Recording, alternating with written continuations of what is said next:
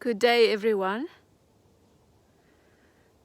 I have something on my heart again today, and thought to share it with you. I'm outside and kind of hanging out a little bit with the sheep back here. There's a few sheep, and it's a little chilly, but I felt like wanted to share something that have been stirring my heart in the last few days. I've been reading the story in John 13, where it was just before the Passover, and Jesus knew that his days were coming, were short before he would be crucified, and so he was gathering with his disciples. And let me just put my glasses on here. He says he was fully aware that the time had come for him to leave.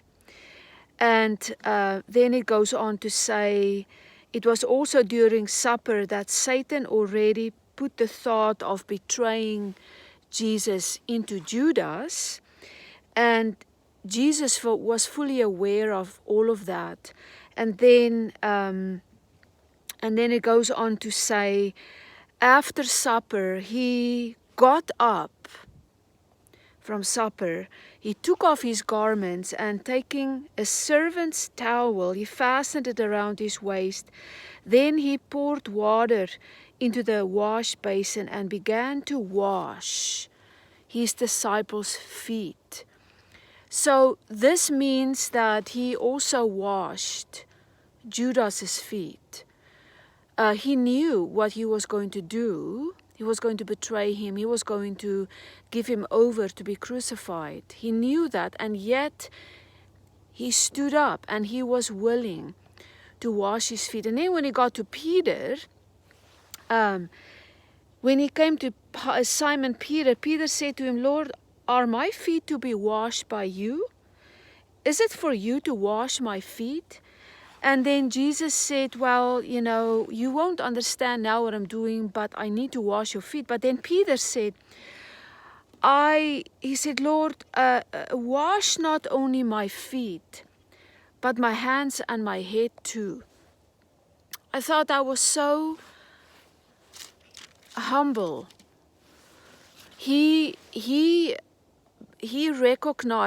Peter recognized, he needed Jesus. He needed him to wash him over and over and over. And I just thought that was very humbling of Peter to do that. And then, of course, it goes on to say, and then Jesus washed everybody's feet, and when he finished washing their feet and put his garments away, then he said to them, "You may not understand what I've been doing, but you call me the teacher and the Lord, and you are right in doing so, for that is what I am. If I then, your Lord and teacher, have washed your feet, you ought, and it's your duty. You are under obligation. You owe it to wash one another's feet. For I have given you this as an example, so that you should do in your turn what I've done to you." As I was pondering all of this, I'm thinking to myself, when was the last time that I was at a place where I was willing to wash people's feet? Now, I am here in the corral here with the sheep, and I don't know if you can see, but there's lots of dirt, there's lots of poop, there's lots of stuff. It gets to attach to my shoes, and so when I go back into my house, my shoes have a lot of dirt under it. And but I thought about the days of Jesus, and when he was willing to wash their feet. Those people in those days, they walked everywhere. The paths were dirty. It was, often also full of poop, like the camels, and then he was willing to not have that deter him. It didn't deter him to wash their feet. What a humbling experience to wash people's dirty feet. And this is what I'm trying to say is oftentimes, and we need to be careful even going into Christmas. And this is hopefully my Christmas message to you and to myself. You know, we are, oftentimes this is a stressful time for people, especially those of us that walk with prodigals or people in our lives that have walked away from God. And oftentimes we focus on their sin. Well, we always need to remember our own sin, but we focus on their sin. We focus on their dirty feet. It deters us to even hang out with them. So what stood out for me as I was reading and meditating on this chapter is like Jesus knew about Judas. He knew what he was going to do. And yet it didn't deter him from washing his feet.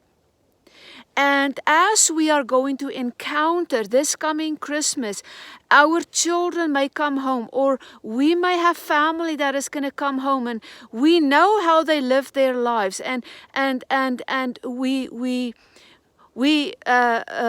want to point out, you know, the sin in their lives. And again, please, we always have to keep in mind, like Peter, like Jesus, I need you to wash my own feet, my whole body, because he knew that he was a sinner. He knew that he needed Jesus. So as we are going into this Christmas season, maybe we need to ask the Lord to give us this same spirit that was in Jesus, that even though he knew who was with him, even though he knew that Judas would do what he was going to do, and he even knew Peter, because at the end of the chapter, he says to Peter, when Peter says, oh, let me just read that to you. He said, because Jesus was saying where he was going, meaning he was going to die and then he was going to be raised from the dead, he was going to heaven. And of course, the disciples had no idea what was going on. And then Simon Peter said to him, Lord, where are you going? Jesus answered, you are not able to follow me now where I'm going, but you shall follow me afterwards. Peter said to him, Lord, why cannot I follow you now? I will lay down my life for you. Wow. Woo-hoo. Jesus answered, will you really lay down your life for me? I assure you, most solemnly, I tell you, before the rooster crows, you will deny me, completely disown me 3 times. The Lord knew what Peter was going to do. And yet, he was willing to wash his feet. So what am I trying to say here? I pray for myself and asking the Lord, even in this Christmas time, to have that humble attitude that Jesus had, even though he knew who was coming.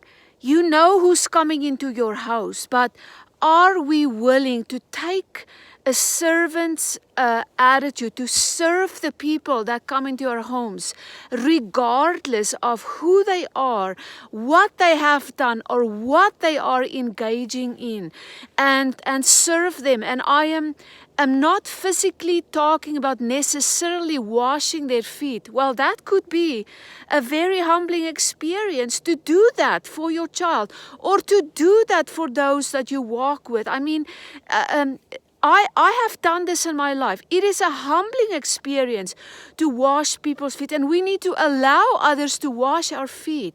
But may this Christmas, may this be your attitude for those that is coming into your home, to have this attitude. And I heard something beautiful yesterday. I was talking with a friend and she shared it with me, and it wasn't her quote, but it said, when we wash another's feet, we can't throw stones. Wow. What a statement. And this is what I'm hoping that I'm getting across with sharing this with you today. Have the attitude of Jesus this coming Christmas, washing other people's feet, because when we do that, we will not be throwing stones. And I want to end by reading this that Jesus said in the same passage, verse 34, John 13. I give you a new commandment, that you should love one another, just as I have loved you. So you too should love one another.